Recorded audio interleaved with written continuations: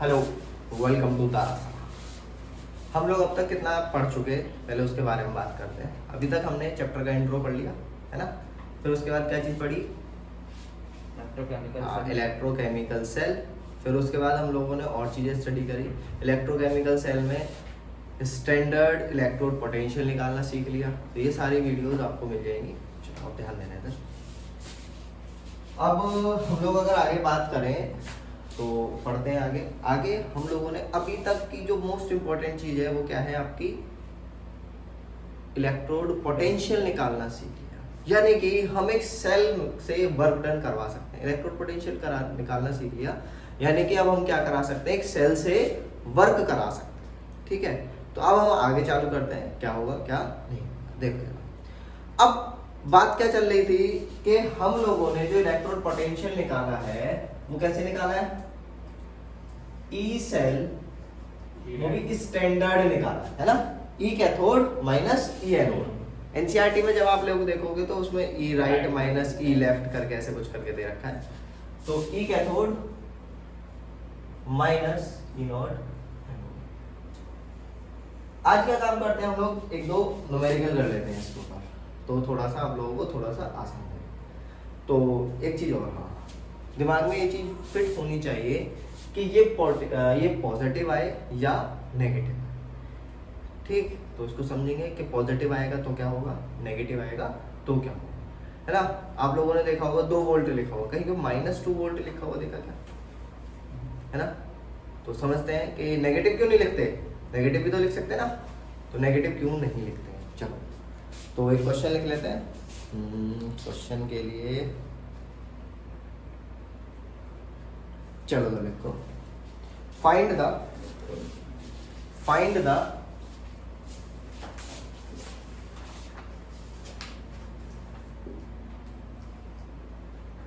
Standard electrode potential of the cell whose half reactions are dash लगा के लिखो, है ना। मैं लिख दूं यहाँ पे,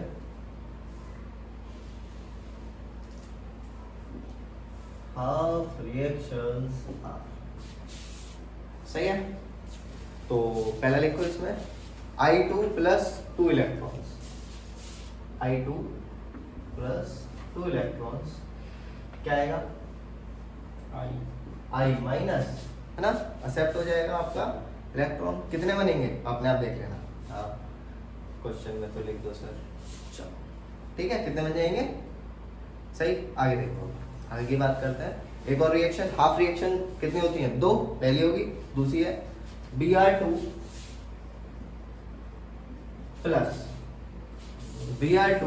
प्लस 2 इलेक्ट्रॉन गिव्स कितना आएगा? 2Br सही है। इसका ई नॉट सेल, इसका ई नॉट दे रखा है आपको, कितना लिख लो, 0.54 प्लस में 0.54, और नेक्स्ट वाले का लिख लो ई नॉट प्लस 1.08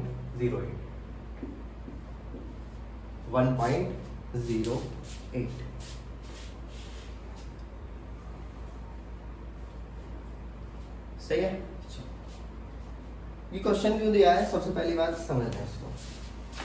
इस क्वेश्चन के हिसाब से दोनों के दोनों में क्या हो रहा है? रिडक्शन। पक्का, दोनों के दोनों में क्या हो रहा है? रिडक्शन। यानी कि यहाँ पे आपको क्या दे रखा है? ये रिडक्शन पोटेंशियल। इतनी चीज क्लियर होगी, वो भी स्टैंडर्ड दे रखा है, इतनी चीज क्लियर। अब हमको क्या काम करना है? आयोडीन की रॉड यूज करनी है इलेक्ट्रोड, और ब्रोमीन की रॉड यूज करनी है, यानी कि इलेक्ट्रोड यूज करनी है। दिमाग में क्या चीज है यार, दोनों यूज तो कर लिए, लेकिन किसका एनोड होगा और किसका कैथोड होगा? सही है, तो हम फंस गए यहाँ पे। अब इस समस्या को दूर करने के लिए हमारे पास एक कंसेप्ट आया, that is called as electrochemical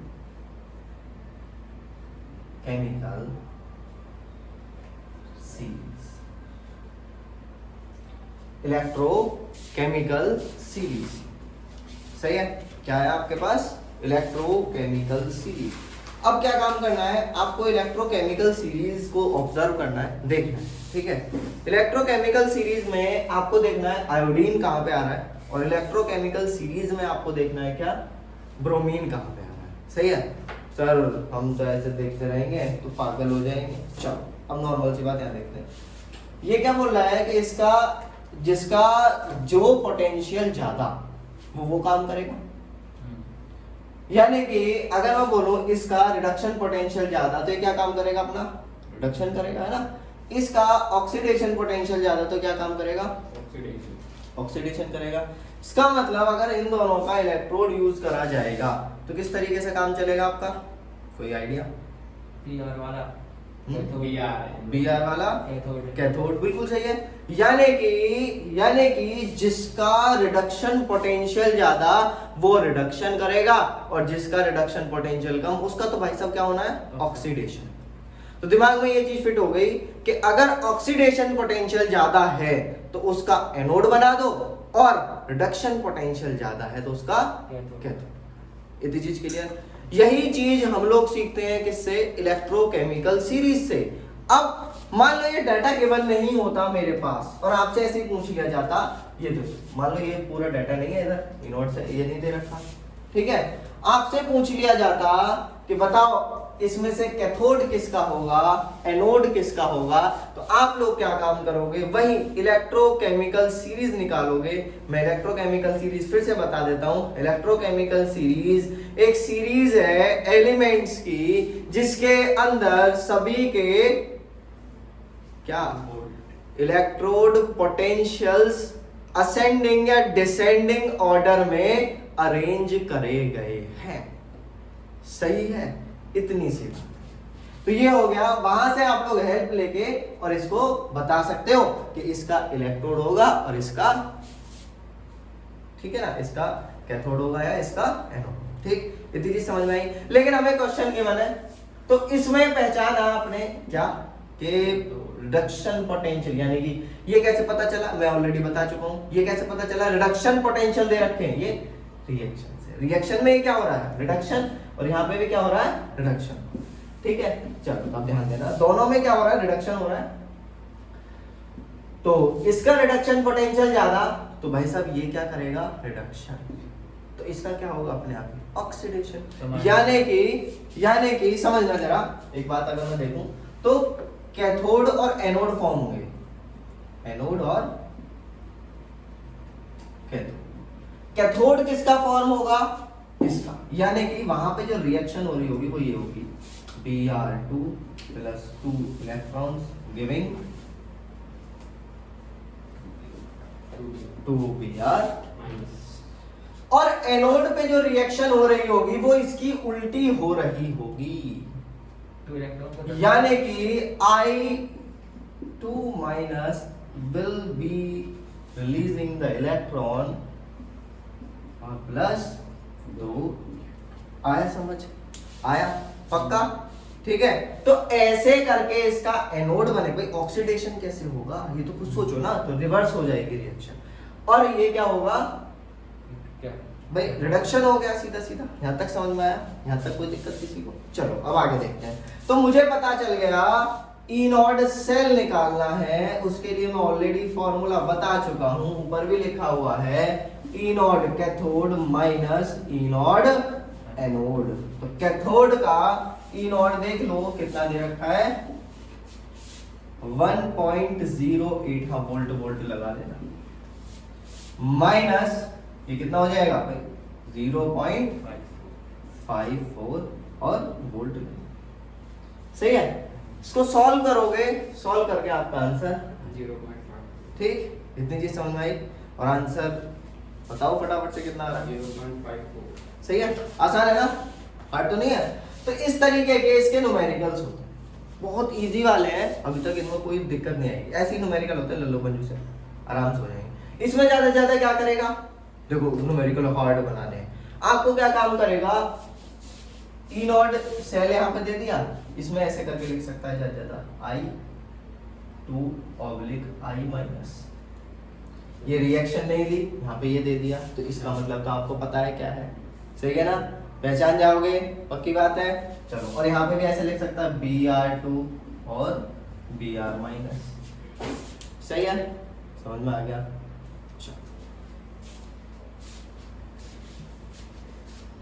आसान है। चलो अब नेक्स्ट हेडिंग डाल दो आप लोग, charge on 1 electron. Next heading है चार्ज ऑन 1 मोल इलेक्ट्रॉन, ऐसे करें।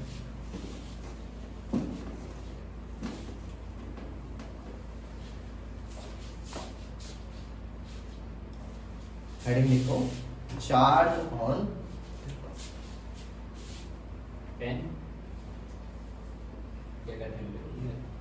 दूसरा 1 मोल इलेक्ट्रॉन पर कितना चार्ज होता है, यहां से हम लोग थोड़ा फिर आगे बढ़ेंगे, ठीक है ना। सबसे इंपॉर्टेंट चीज, चार्ज ऑन 1 मोल इलेक्ट्रॉन। चलो एक बात बताओ, एक इलेक्ट्रॉन के पास कितना चार्ज होगा, यहां लिखते हैं पूरा, चार्ज ऑन 1 इलेक्ट्रॉन कितना होता है 1.6, आगे into 2 0.2, 3 आगे आगे आगे और बताओ, into 10 to the power minus 19 hmm 1.6 into हाँ ये माइनस में होगा, माइनस में होता है, कोई वो दिक्कत नहीं है, इनटू हाँ 1 पॉइंट, एक 2 हो रहा है फिर into 10 की पावर minus 19। चलो इतना ही छोड़ देते हैं, इनटू आगे होता है वैसे 76634 इंटू 10 की पावर माइनस 19 कूलम। भाई इतना सा चार्ज होता है ना, ऐसे नंबर से याद होता है, नेगेटिव है ना। हाँ हाँ उसको कोई दिक्कत नहीं, ठीक है, वो भी समझेंगे नेगेटिव है क्या है ना। तो एक इलेक्ट्रॉन पे इतना कूलम चार्ज होता है, क्लियर, ठीक। अब जरा देखो आगे, अब नंबर ऑफ इलेक्ट्रॉन्स इन 1 मोल, एक मोल के अंदर कितने इलेक्ट्रॉन होंगे, एक मोल के अंदर कितने इलेक्ट्रॉन होंगे, सीधा सीधा एवोगैड्रो नंबर के बराबर, तो क्या है Na या n0 भी लिख सकते हो, जिसकी वैल्यू होती है 6.023 इंटू 10 की पावर 23। अब एक इलेक्ट्रॉन के पास इतना चार्ज है, तो इतने इलेक्ट्रॉन्स के पास कितना चार्ज होगा, हमें बस ये चीज तो कैलकुलेट करनी है, और हमारे पास निकल के आ जाएगा चार्ज ऑन 1 मोल इलेक्ट्रॉन। तो लिखते हैं charge on 1 mole electron is equal to E, इसको लिख दो ई, इसको क्या बोल सकते हो आप, ई मल्टीप्लाई Na, सही है, ई मल्टीप्लाई Na। अब आगे देखते हैं, आगे समझते हैं चीजों को क्या होगा। जैसे आप इसकी मल्टीप्लाई करोगे तो ये आएगा, अप्रोक्स लेके चलते हैं, ठीक है ना, ऐसा कुछ नहीं है, आप मल्टीप्लाई करके देख सकते हो। जब आप इसकी मल्टीप्लाई करोगे तो मल्टीप्लाई करके आएगा 500 कूलम, ठीक है, इसको क्या बोलते हैं 96500 कूलम। अब इसको निकाला था फेराड जी ने, तो इसी चीज को बोलते हैं 1 फेराड, ठीक है ना, फेराडे साइंटिस्ट है, ठीक है 96500 है ना, इसी को बोलते हैं 1 फेराड चार्ज, 1 फेराड चार्ज, समझ में आ गया, इतनी आसानी सी बात है। तो सोचो कि 1 मोल इलेक्ट्रॉन अगर कोई ट्रांसफर कर दे एक आदमी से दूसरे में, तो कितना सारा चार्ज ट्रांसफर होगा, है ना, सोचने वाली बात है, कितना सारा चार्ज ट्रांसफर हो जाएगा 1 मोल इलेक्ट्रॉन से, और 1 मोल इलेक्ट्रॉन कोई ज्यादा बड़ी बात नहीं है ना। तो इतनी चीज क्लियर हो गई, तो ये आपका निकल गया। अब देखते हैं, हम समझते हैं कि वर्क डन कैसे निकाले आगे। भाई हमने क्या काम किया, चार्ज का फ्लो कराया, चार्ज का फ्लो कराया, तो इसका मतलब चार्ज जब एक जगह से दूसरी जगह पे ऐसे करके फ्लो होके आया है, तो कोई ना कोई वर्क हुआ है, और चार्ज अपने आप फ्लो होके आ रहा है। आप एनर्जी दे रहे हो क्या उसको, कि भाई जा पीछे से डंडा लेकर चल रहे हो, आ भाई निकल, ऐसा वो कर रहे हो क्या कुछ। एक इलेक्ट्रॉन यहाँ था, यहाँ से वो रिएक्ट रिएक्शन हुई, रिएक्शन होने के बाद जब आपने वायर कनेक्ट किया तो वो उस वायर में अपने आप फ्लो हो के आ रहा है, ठीक है। तो इसका मतलब ये प्रोसेस कैसा होगा, स्पॉन्टेनियस के non spontaneous? Spontaneous. Spontaneous process का मतलब है ऐसे प्रोसेस जो खुद होते हैं नेचर में, ठीक है। ये प्रोसेस इलेक्ट्रॉन का मोशन क्या हुआ, खुद से। तो यानी कि ये प्रोसेस कैसा हो गया आपका, स्पॉन्टेनियस, समझते, ठीक है। तो स्पॉन्टेनियस प्रोसेस के लिए क्या आप गिब्स फ्री एनर्जी बता सकते हो कि पॉजिटिव होगी कि नेगेटिव? भाई फिर थर्मोडायनामिक्स आ गया। अभी तो 11th में ही छोड़ के आए थे। मैंने पहले ही बोला था इस चैप्टर में 11th का बहुत यूज आता है, और ये बात सच है, अब आ रहा है। तो आप यहाँ पे क्या निकाल सकते हो, गिब्स फ्री एनर्जी निकाल सकते हो। चलो इंपॉर्टेंट बात, गिब्स फ्री एनर्जी क्या है, भूल गए ना, मैंने शायद पिछली में बताया था क्लास में आपको। तो बताया कि अगर हम एक बार उसे एनर्जी दे किसी भी चीज को, देखो उसके बाद रोकूंगा, हाँ, सीधा कि कोई भी ऐसी एनर्जी जिसको एक यूजफुल वर्क में कन्वर्ट किया जा सके, वही अपने आप तो क्या है, गिब्स फ्री एनर्जी, ठीक है। ऐसा अभी इतना ही याद रखो, बाकी जब हम गिब्स फ्री एनर्जी डिटेल में पढ़ेंगे तब देखेंगे। इसको किससे रिप्रेजेंट किया जाता है, जी से। अब एक बात आपने थर्मोडायनामिक्स में बहुत अच्छे से पढ़ी थी, किसी भी चीज का अगर मैं एंथैल्पी की बात करूं तो मैं प्योर एंथैल्पी किसी की नहीं निकाल सकता, ऐसे ही मैं प्योर गिब्स फ्री एनर्जी नहीं निकाल सकता। क्या निकाल सकता हूँ, change in Gibbs free energy, है ना।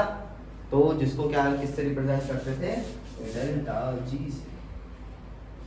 आ गई खूंटी ने, ठीक है। ये क्या आ गया, डेल्टा जी, आया समझ। तो यहाँ पे यानी कि डेल्टा जी को मैं बोल दूं यूजफुल वर्क डन के लिए, यानी कि माइनस डब्ल्यू। तो स्पॉन्टेनियस प्रोसेस के लिए हमेशा कैसी होती है, नेगेटिव, है ना। तो ये रख दी हमने, क्या, नेगेटिव रख दी, आसान है। तो इसका मतलब मैं एनर्जी निकाल सकता हूँ, मैं यहाँ से वर्क डन भी निकाल सकता हूँ, है ना। अब एक चीज उठाते हैं, आपको याद हो या नहीं याद हो, आपने क्या 10th क्लास में इलेक्ट्रिसिटी चैप्टर पढ़ा है? नहीं पढ़ा तो मैं आपको कुछ चीज याद दिलवाता हूँ। आपने पढ़ा था पोटेंशियल डिफरेंस, वहीं से चीज उठाते हैं। मैं बिल्कुल 11th की तो बहुत कम बात करने की कोशिश करते हैं, हम बात करते हैं किसकी, 12th की। अच्छा, तो इस मैं क्या बता रहा था, वो जो अभी हमने न्यूमेरिकल करा था उसके लिए हमारी वैल्यू कैसी आई थी, पॉजिटिव आई थी, यानी कि वो प्रोसेस अपने आप हो रहा है। तो इसका मतलब क्या है, उसके लिए गिब्स फ्री एनर्जी की वैल्यू कैसी होगी, नेगेटिव होगी, ठीक है। इतना ध्यान रखना। तो जितने भी स्पॉन्टेनियस प्रोसेस है उनके लिए क्या होगी, नेगेटिव होगी। तो अब चलो हम बात करते हैं, क्या आपने, मैं लेके जा रहा हूँ आपको बचपन में, सही है, बचपन में चलते हैं। वहां पे हमने एक पढ़ा था क्या, पोटेंशियल डिफरेंस, बहुत वहीं पे इजी पढ़ा था कि पर यूनिट चार्ज को एक प्लेस से दूसरे प्लेस पे मूव कराने के लिए जो वर्क डन किया जाता है उसको क्या बोलते हैं, पोटेंशियल डिफरेंस। जरा इधर ध्यान देना, इसका मतलब W is equal to, sorry, V is equal to W upon Q। आपने ऐसा कुछ पढ़ा था, है ना, बचपन की याद है। W इज इक्वल टू, ये चीज आपने पढ़ ली। अब क्या चीज, अब क्या है, चलो, तो यहां से मुझे वर्क डन निकालने में आसानी होगी। W इज इक्वल टू कितना आएगा, V इंटू Q, जी लिख दिया, सही है क्या, Q इंटू V, ऐसा लिखो QV, सही। चलो अब यहां से हम लोग वर्क डन निकल के आ गया, तो जितना वर्क हुआ है ये यूजफुल वर्क ही तो है, यूजफुल वर्क है ना, तो इसका मतलब ये किसके बराबर होगा, गिब्स फ्री एनर्जी के बराबर होगा। अरे होगा कि नहीं होगा, पक्की बात है, समझ में आ रहा है ना इतना। तो ये क्या हुआ, हमारा ये वर्क डन जो है वो किसके बराबर है, गिब्स फ्री एनर्जी के बराबर। अब यहाँ ध्यान देना, चीजें कैसे करेंगे, यहाँ पे निकालना है आपको क्या, चार्ज, है ना। यहाँ पे क्या निकालना है आपको, चार्ज। अब देखो यहाँ पे क्या होता है, हम लोग जब रिएक्शन करते हैं तो यहाँ पे नंबर लिखा हुआ है, क्या, जिसको हम लेके चलते हैं क्या है, नंबर ऑफ पार्टिकल है या मोल्स है।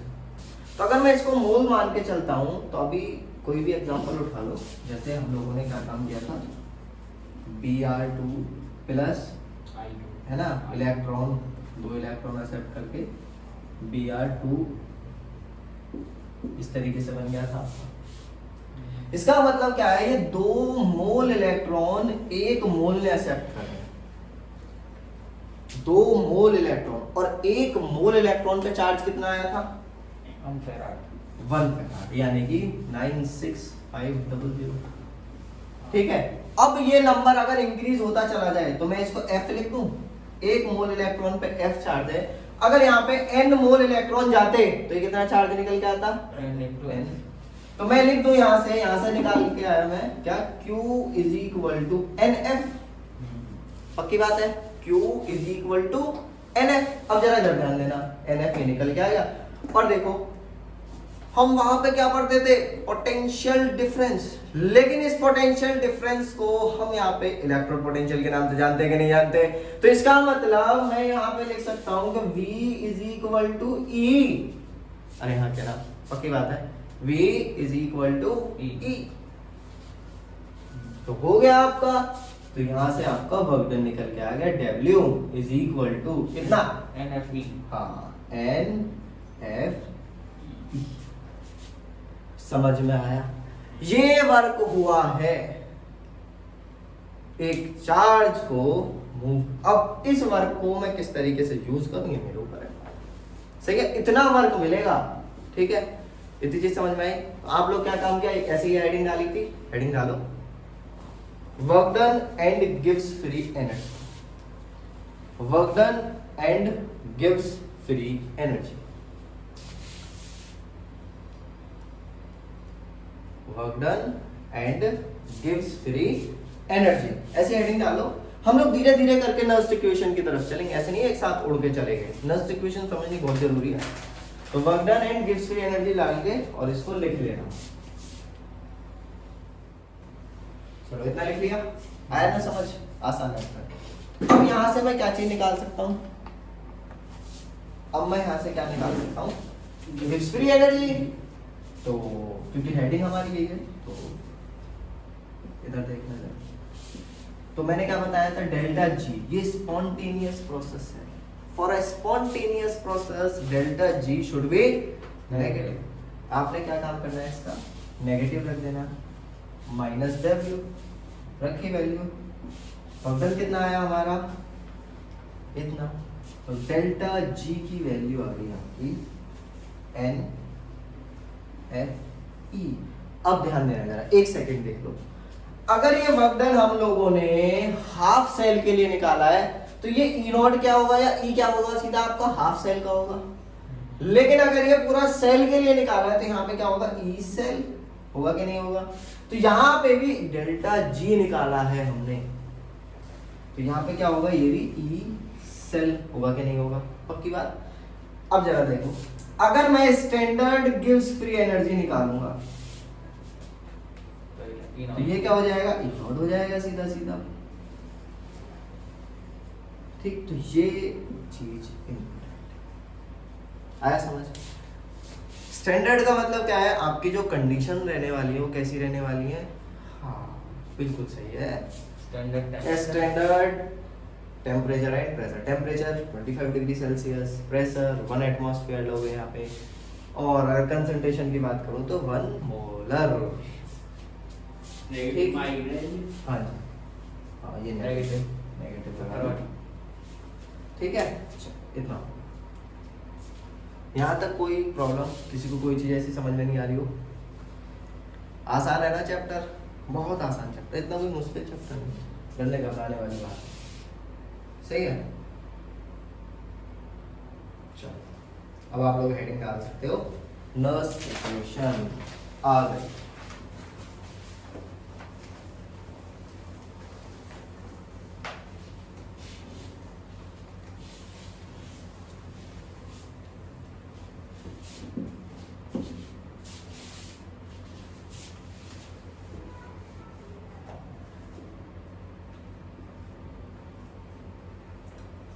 समझना, देखो अभी तक हम लोग जो इलेक्ट्रोड पोटेंशियल कैलकुलेट कर रहे थे वो कैलकुलेट कर रहे थे किसके लिए? सेल के लिए तो कर ही रहे थे, लेकिन किसके लिए? कंडीशन जो थी हमारी वो कैसी थी? स्टैंडर्ड थी। कंडीशन कैसी थी? स्टैंडर्ड थी, यानी कि ई नॉट कैलकुलेट कर पा रहे थे। लेकिन अगर हम अब की बात करें तो अब जो कंडीशंस है वो क्या हो रही है, हमारी चेंज हो रही है। यानी कि अब हम कंसंट्रेशन को भी चेंज करेंगे, अब हम टेम्परेचर को भी चेंज करेंगे। तो उस टाइम पे EMF of the cell calculate करने के लिए एक साइंटिस्ट नर्स ने अपनी इक्वेशन कैलकुलेट करी, डिराइव करी और एक इक्वेशन दी, it is called as Nernst equation. बहुत इंपॉर्टेंट है और सबसे ज्यादा ऐसे बात जैसे लोकप्रिय टॉपिक है इस चैप्टर का। हाँ, और क्वेश्चन तो आता ही आता है, ये बात तो सोचने वाली बात नहीं है, क्वेश्चन आना 100% है। सही है, ऐसा होता है। तो अभी तक सबसे ज्यादा खतरनाक भी यही लगता है, लेकिन अब तक कोई चीज़ ऐसे है नहीं खतरनाक वाली, तो ये भी कोई ऐसा कोई खास खतरनाक नहीं है। हाँ, तो खतरनाक तो है भाई, अब नॉर्मल भी सब चीज़ खतरनाक होती है सोची जाए तो, पर ये ऐसा कुछ नहीं है, आराम से हो जाएगी। चलो पहले इसको ड्राइव करके देख लेते हैं। सही है, ड्राइव करने के लिए एक इक्वेशन आपको याद करनी है।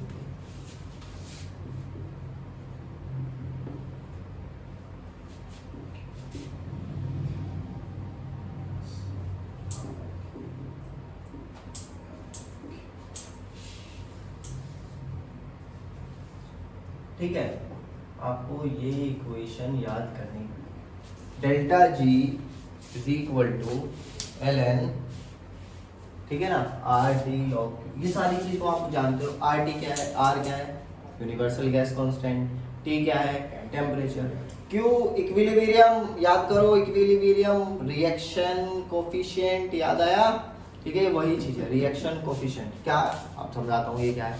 देखो दो चीजें थी, एक तो इक्विलिब्रियम कांस्टेंट। इक्विलिब्रियम कांस्टेंट क्या था कि जब इक्विलिब्रियम आ जाए उस टाइम पे अगर आप लोग कैलकुलेट करो किसकी वैल्यू, अगर इक्विलिब्रियम आ जाए और अगर उस टाइम पे आप लोग प्रोडक्ट अपॉन रिएक्टेंट करते हो तो उस टाइम पे जो कांस्टेंट मिलता है तो उसको क्या बोलते हो आप, केसी बोलते हो ना, वो क्या था, इक्विलिब्रियम कांस्टेंट। लेकिन अगर यही काम कभी भी कर दिया जाए, इक्विलिब्रियम ना हो बस, तो उस चीज को क्या बोलोगे आप, रिएक्शन कोफिशिएंट। आ गया समझ?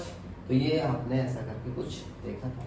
चलो अब देखो, आप इसकी वैल्यू रख चुके हो, इसकी वैल्यू जानते हो, सबकी वैल्यू जानते हो, अब तो हम सब आप ही हो गए, तो निकाल लो। एन आगे एफ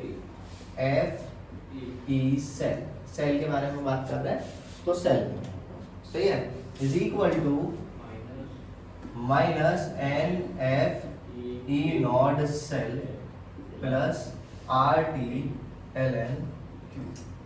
सही है, हाँ लॉग है, लॉग बेस ई, ठीक है, लिख दो लॉग बेस ई, या चलो ऐसे लिखा है तो लॉग एल एन लिख लो, ठीक। अब बार बार मिटाना नहीं करते।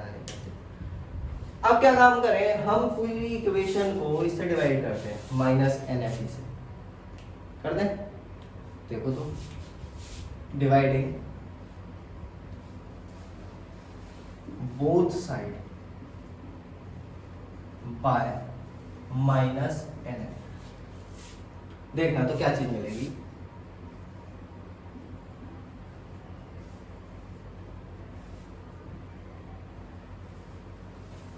Upon N F is equal to minus N F E naught cell upon N F plus R T log Q upon N.